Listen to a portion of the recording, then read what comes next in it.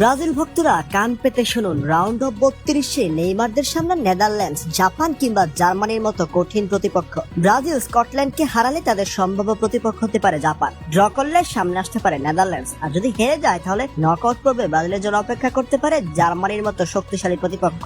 বিশ্বকাপের নকআউট পর্বের ঠিক আগে এমন কঠিন সমীকরণের সামনে দাঁড়িয়ে আছে 5 বারের বিশ্ব চ্যাম্পিয়নরা। কি করবে সেলেসাওরা, কি করবে নেইমার, আর কি পরিকল্পনা নিয়ে মাঠে নামবেন কার্লো আনচেলত্তি? চলুন জেনে নেওয়া যাক বিস্তারিত।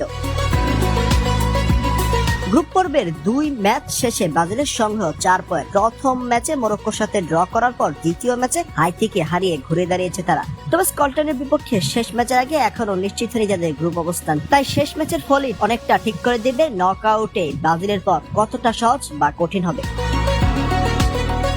ব্রাজিল যদি স্কটল্যান্ডকে হারাতে পারে তাহলে গ্রুপ চ্যাম্পিয়ন হওয়ার সম্ভাবনায় সবচেয়ে বেশি থাকবে। সেক্ষেত্রে শেষ 16তে গ্রুপ এফ এর রানার আপ দলের মুখোমুখি হতে পারে তারা। বর্তমান হিসাব অনুযায়ী সেই প্রতিপক্ষ হওয়ার দরে সবচেয়ে বেশি আলোচনায় রয়েছে জাপান। শক্তিশালী দল হলেও তুলনামূলকভাবে এটি ব্রাজিলের জন্য স্বস্তিদায়ক হতে পারে।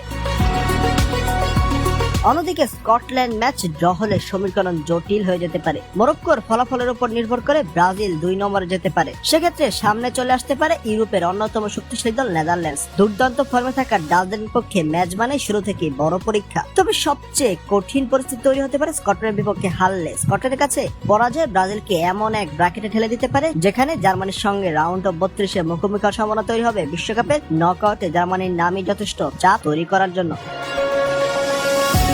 তাই স্কটল্যান্ড ম্যাচটি ব্রাজিলের জন্য শুধু গ্রুপ পর্বের আরেকটি ম্যাচ নয়, এটি এমন একটি ম্যাচ যা ঠিক করে দিতে পারে নকআউটে তাদের যাত্রা জাপানের মতো শক্তিশালী প্রতিপক্ষ দিয়ে শুরু হবে নাকি নেদারল্যান্ডস ও জার্মানির মতো ইউরোপিয়ান জায়ান্টদের বিরুদ্ধে কঠিন লড়াই দিয়ে। এখন দেখার অপেক্ষা নেইমার, ভিনিসিয়াসদের ব্রাজিল কোন পথ বেছে নেয়।